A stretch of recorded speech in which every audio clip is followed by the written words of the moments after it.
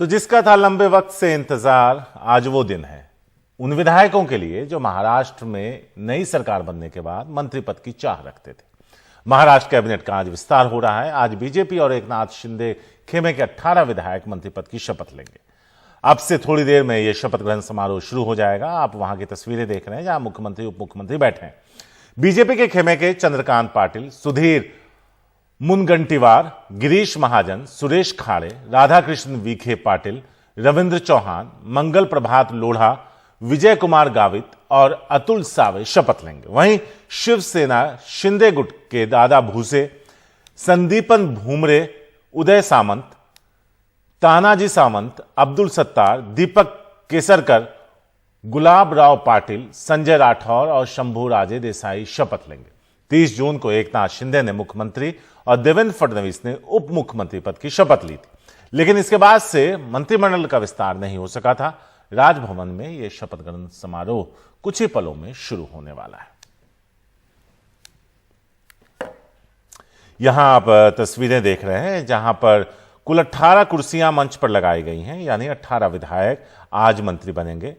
जो नंबर्स हैं वो 9-9, यानी बीजेपी से 9 और शिंदे गुट उनसे 9 विधायक आज मंत्री पद की शपथ लेंगे। लंबे वक्त से इसकी कवायद और इसकी खींचतान चल रही थी। कौन बनेगा, कब बनेगा, कैसे बनेगा।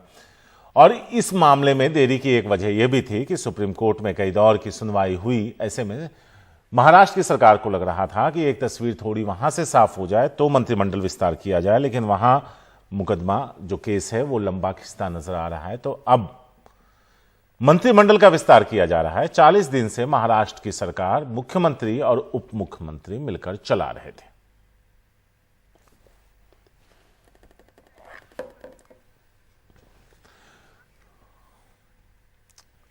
तो यहां आपको बता दें कि कैबिनेट विस्तार है और ऐसे में और भी मंत्री बनाए जा सकते थे, लेकिन लोगों की उम्मीदें बरकरार रहें, ऐसे में सारे मंत्री पद एक साथ नहीं।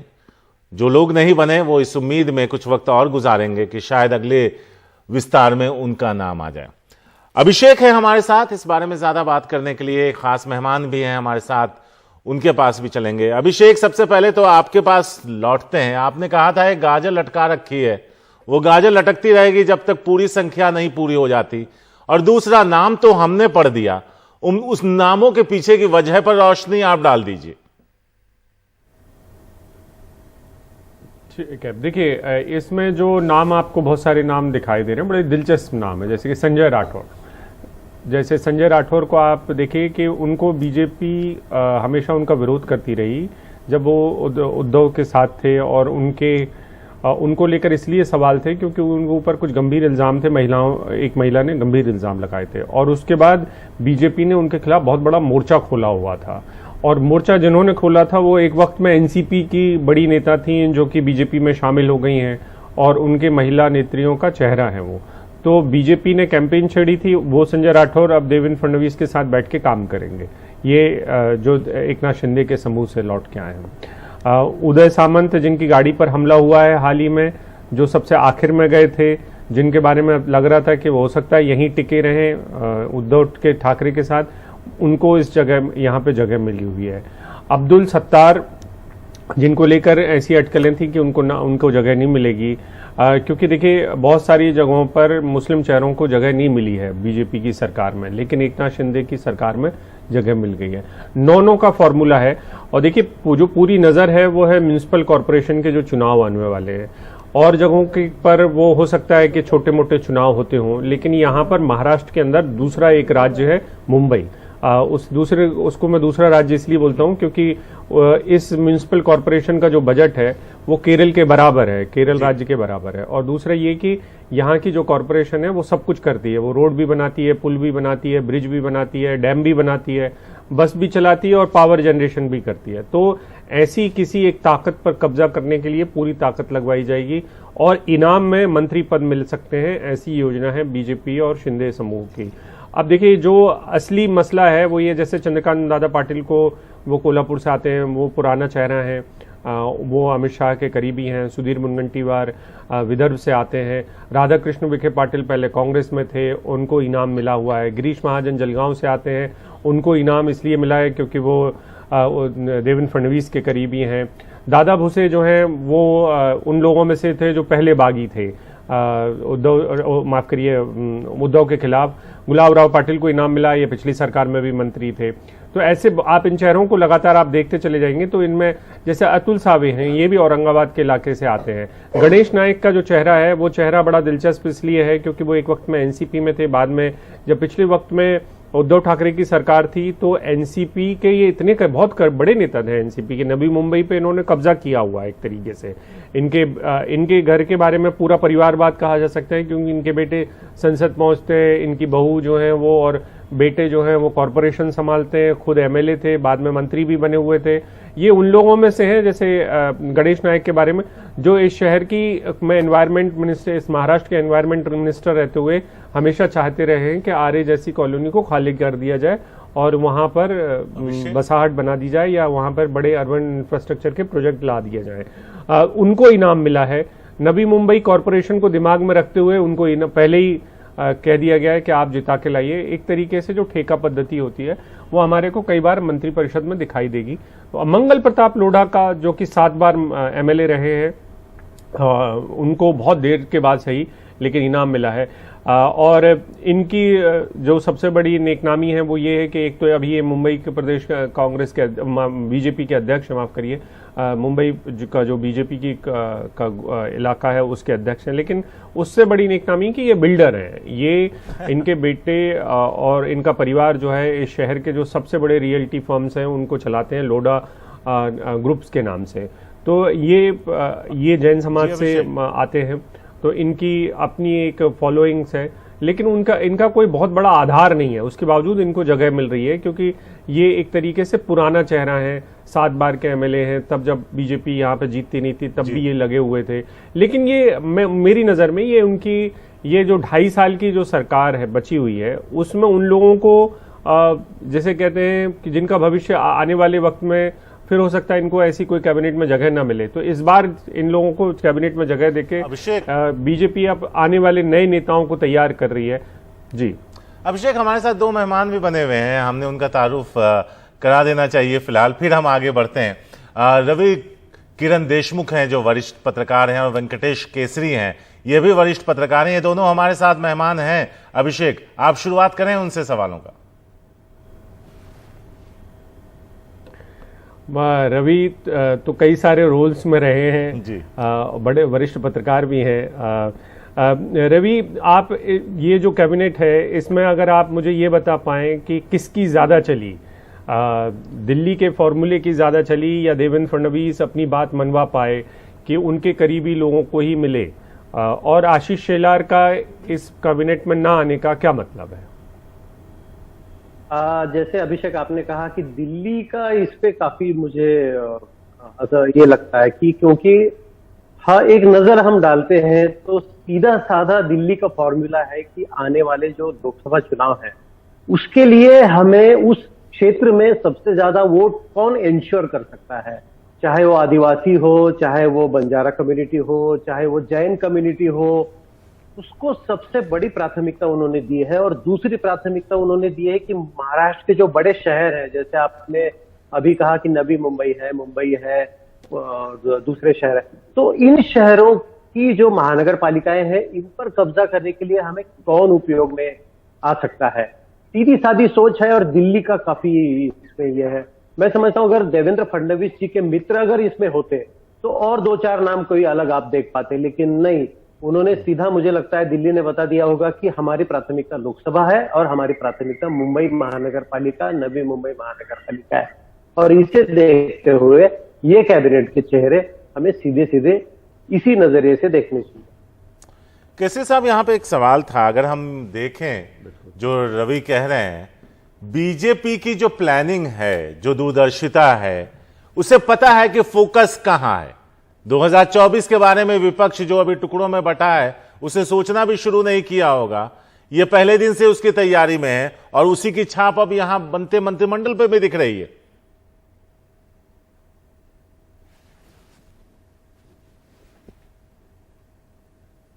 ये किसे पूछा है आपने? मुझे आप ही से पूछा पूछा है केशिस वेंकटेश हाँ, केसी जी। जी है। ऐसा है सर कि ये बात ऐसी है कि अपोजिशन डिवाइडेड है, तो बात तो सबके सामने है। 2024 की बात करें या कैसी करें, लेकिन जो अभी पोर्टफोलियो एलोकेशन होना है उसके अंदर फिर पता चलेगा किसको हेवी मिला है, किसको लाइट मिला है पोर्टफोलियो, नंबर 1। नंबर 2 ऐसा है कि इसके अंदर भाजपा की जो कैबिनेट है वो हेवी लगती है, शिवसेना कमजोर लगती है शिंदे गुट का, क्योंकि उसके पास एक्सपीरियंस नहीं है, उसके बाद में कंट्रोवर्शियल फेसेस है, उसके बाद में सामने तगड़ा चैलेंज है उनके उद्धव गुट की शिवसेना का। और आज जो विपक्ष जो बिखरा हुआ लगता है पता नहीं, लेकिन जो हिस्ट्री बताती है कि चुनाव के समय कैसे फोर्सेस एक हो जाते हैं और कॉम्बिनेशन क्या बनता है। तो 2024 तो बहुत दूर की बात है, लेकिन जब चुनाव हो जाएंगे महाराष्ट्र में अभी, उसके बाद में चुनाव के बाद में लोकल बॉडी इलेक्शंस के जैसे कि बॉम्बे हो या और दूसरे कॉर्पोरेशन हो या जिला परिषद हो, उसके बाद में कौन कितना पानी में है और 24 की लड़ाई कौन कैसा करेगा एक पता चलेगा। दूसरी बात ऐसी है कि ये सरकार 2024 तक चलेगी क्या, क्योंकि बीजेपी के अंदरूनी सोर्सेस कहते हैं कि माहौल हमारे फेवर में है, एकनाथ शिंदे का बोझ लेने से पहले हम डायरेक्ट चुनाव पे चले जाते हैं असेंबली में, तो शायद हमको ज्यादा फायदा होगा। अब इसलिए ये कैबिनेट का आज का तो जो 40 के बाद में उन्होंने किया है पोर्टफोलियो समझना पड़ेगा। उसके बाद में फिर वो शिवसेना का जो मिनिस्टर्स है उनका परफॉर्मेंस देखना पड़ेगा, शिवसेना उद्धव शिंदे गुट का उनका परफॉर्मेंस देखना पड़ेगा। मुझे समझ में नहीं आ रहा है, औरंगाबाद जिला जो है वहां से तीन लोगों को मिनिस्टर बना दिया है, उससे पहले 2 मिनिस्टर थे, उनका परफॉर्मेंस क्या था? वहां तो पानी की 8 दिन के बाद में एक बार पानी मिलता है। तो ये मिनिस्टर जो दिए है, जैसा कि वो संदीप पान भुमरे है, मुझे वो अब्दुल सत्तार है, वो कांग्रेस के बहुत साल कांग्रेस में रहे, बीजेपी में जाने वाले थे, शिवसेना से टिकट मिला, शिवसेना के पहले उद्धव के करीब थे, अभी एकनाथ शिंदे के करीब है, तो उनका यूएसपी क्या पता नहीं, लेकिन वो सिस्टम के आदमी माने जाते हैं। बिल्कुल। एक और जिसकी ओर इशारा कर रहे हैं वेंकटेश जी, रवि, सबकी नज़र इस बात पे है कि होम किसको मिलेगा, गृह मंत्रालय। पुराने वाले फॉर्मूले में तो देखिए, एमवीए के फॉर्मूले में तो मुझे लगता है कि उद्धव ठाकरे की सरकार को गच्चा इसीलिए खा गई क्योंकि उनके हाथ में होम था नहीं, और जो सबसे बड़ी कंट्रोवर्सी विवादों की शुरुआत भी वहीं से हुई जिसमें अनिल देशमुख जेल के अंदर गए गृह मंत्री के तौर पर। तो इस सरकार के लिए भी गृह मंत्रालय बेहद अहम है। तो क्या गृह मंत्रालय उप मुख्यमंत्री अपने पास रख पाने में कामयाब हो पाएंगे? ये इसलिए कयास क्योंकि इसके तुरंत बाद ये तो शपथ विधि तो अब औपचारिकता बची, हम सबको नाम पता है कि क्या होने वाला है। नहीं, मुझे जो लगता है कि बिल्कुल।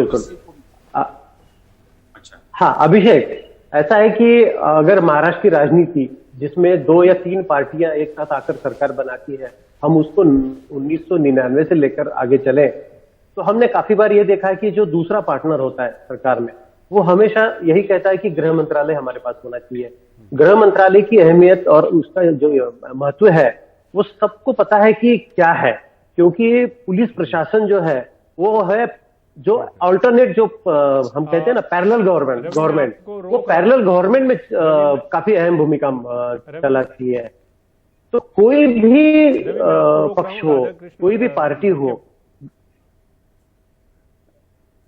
जी, इस समय राधाकृष्ण विखे पाटिल शपथ ले रहे हैं, इनके बारे में बताएं कि किस तरीके से ये अपनी पार्ली बदल कर आए और ये इंतजार में थे कि इनको कुछ मिलना चाहिए विषयी इनाम के तौर महत्वभाव किंवा आकस न बाळगता न्याय वागणूक देईल।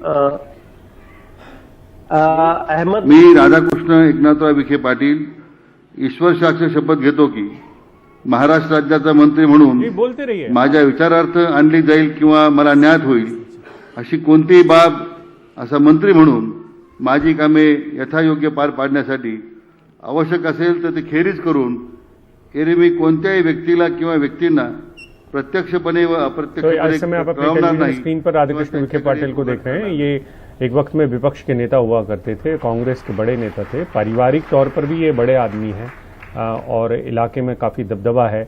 रवि हमारे साथ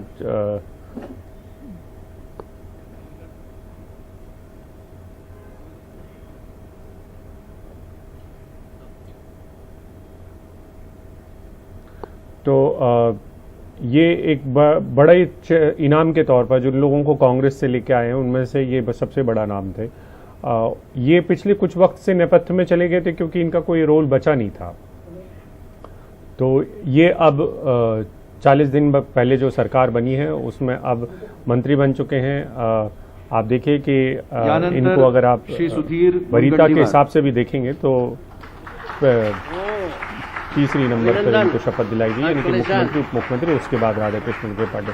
अब सुधीर मुनगंटीवार आ रहे हैं हमारे साथ। रवि अगर जुड़े हुए हैं तो वो भी सुधीर मुनगंटीवार के बारे में बता पाएंगे। पहले वित्त मंत्री थे महाराष्ट्र के, विदर्भ का चेहरा हैं, पहले पार्टी अध्यक्ष भी रहे हैं कुछ समय तक। मी सुधीर सच्चिदानंद मुनगंटीवार ईश्वरसाक्ष शपथ घेतो की कायद्याद्वारे स्थापित झाले आहे अशा भारतीय संविधानाबद्दल मी खरी श्रद्धा व निष्ठा बाळगीन।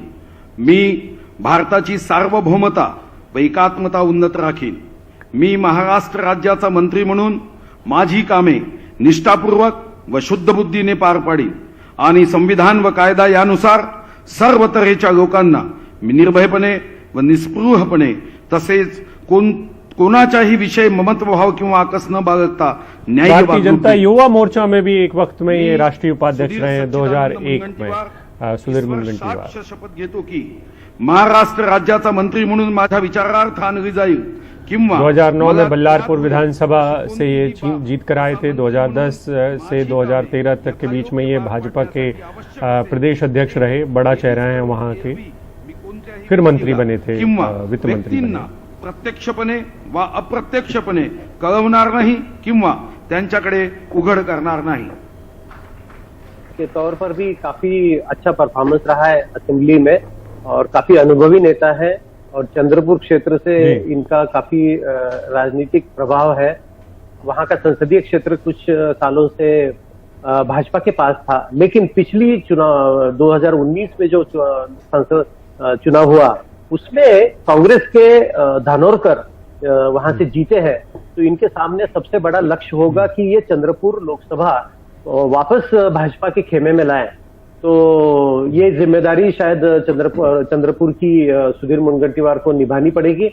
और उसके साथ गढ़चिरौली जो आदिवासी क्षेत्र है वहां से काफी बार भाजपा जीतती आ रही है, उसे भी कायम रखना पड़ेगा। मुझे लगता है 2-3 संसदीय क्षेत्र की जिम्मेदारी सुधीर मुनगंटीवार को संभालनी पड़ेगी, सिवाय पार्टी की जो एक मजबूत कमान है उनके जिले में उसको भी संभालना पड़ेगा। इसीलिए उनके जैसा एक मंझा हुआ चेहरा, एक अनुभवी चेहरा भाजपा ने वापस उनको मंत्रिमंडल में लाकर जिम्मेदारी की ये दी है उनके साथ। यानंतर श्री चंद्रकांत दादा पाटिल, हम तस्वीरों में आशीष शेलार को भी देख रहे हैं। अभी चंद्रकांत दादा पाटिल को बुलाया गया है। रवि, ये कोल्हापुर, मूलतः तो कोल्हापुर के हैं लेकिन पुणे में माइग्रेटेड है। पाटील ईश्वर साक्ष शपथ घेतो की कायद्याद्वारे स्थापित झालेल्या अशा भारतीय संविधानाबद्दल मी खरी श्रद्धा व निष्ठा बाळगेन।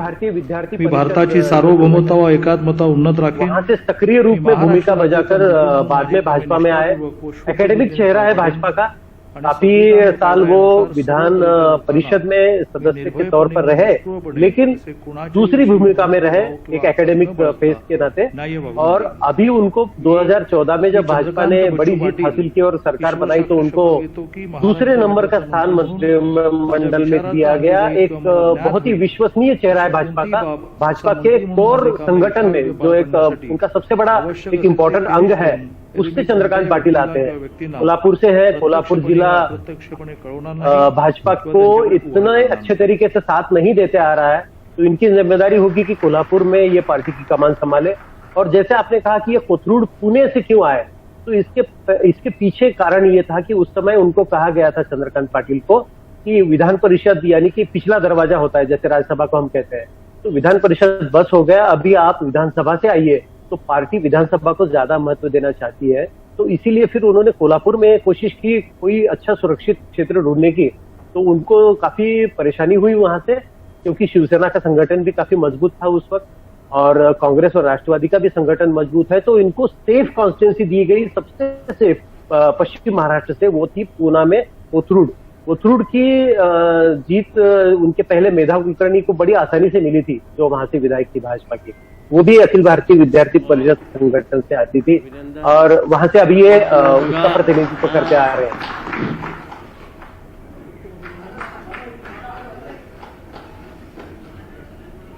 और ये राजस्व मंत्री भी थे जब पिछली सरकार थी बीजेपी की, उस सरकार में राजस्व मंत्री भी बने थे। इनको भी कोई एक अहम श्री विजय कुमार गावित मिलेगा, जैसे कि सुब्रमण्यम थे। विजय कुमार गावित आ रहे हैं, नंदुरबार से का इलाका है, आदिवासी बहुल इलाका है। रवि, डॉक्टर विजय कुमार कृष्णराव गावित कुछ कर पाएगी बीजेपी के शपथ लिए? घेतो की कायद्याद्वारे स्थापित झाले अशा भारतीय संविधानाबद्दल मी खरी श्रद्धा व निष्ठा बाळगेन, जिनके बारे में काफी कुछ कहा गया महाराष्ट्र की राजनीति में। जैसे संजय राठौड़ के विरोध में भाजपा ने प्रदर्शन किए, उनका त्यागपत्र तक मांगा था कि क्योंकि वो एक कंट्रोवर्सी में थे।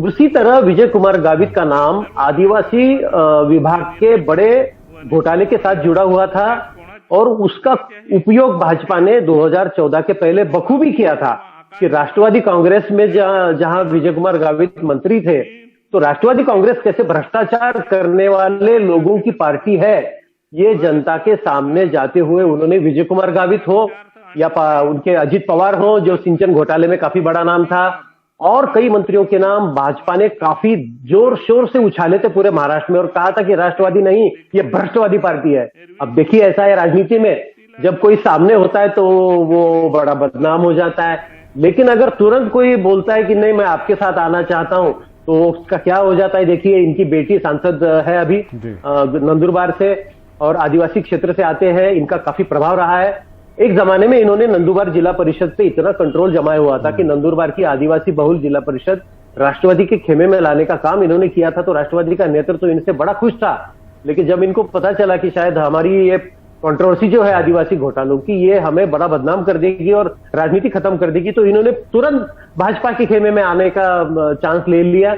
अब देखिए, अब वो मंत्री बन रहे हैं, उनकी बेटी भाजपा की सांसद है और कहा जाता है कि उनकी बेटी हमारे राष्ट्रपति जी के साथ पूरे देश भर घूम रही थी, क्योंकि हमारे राष्ट्रपति जी और नई बनी है वो भी आदिवासी क्षेत्र से आती है, उड़ीसा से।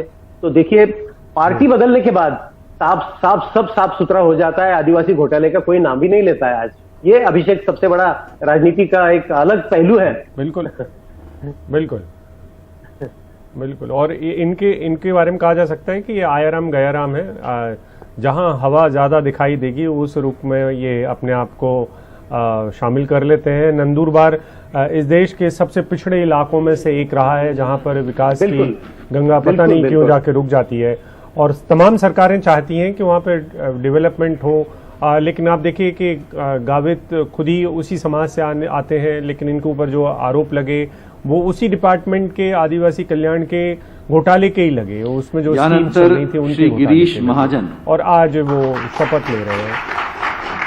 अब गिरीश महाजन आ गए हैं, इनको तो आप देवेंद्र फडणवीस का सिपा सालार मानेंगे ना रवि? उनके राइट हैंड है ये उनके सबसे विश्वास जिन पर सबसे ज्यादा है, काफी अहम भूमिका निभाते हैं महाराष्ट्र की भाजपा की राजनीति में।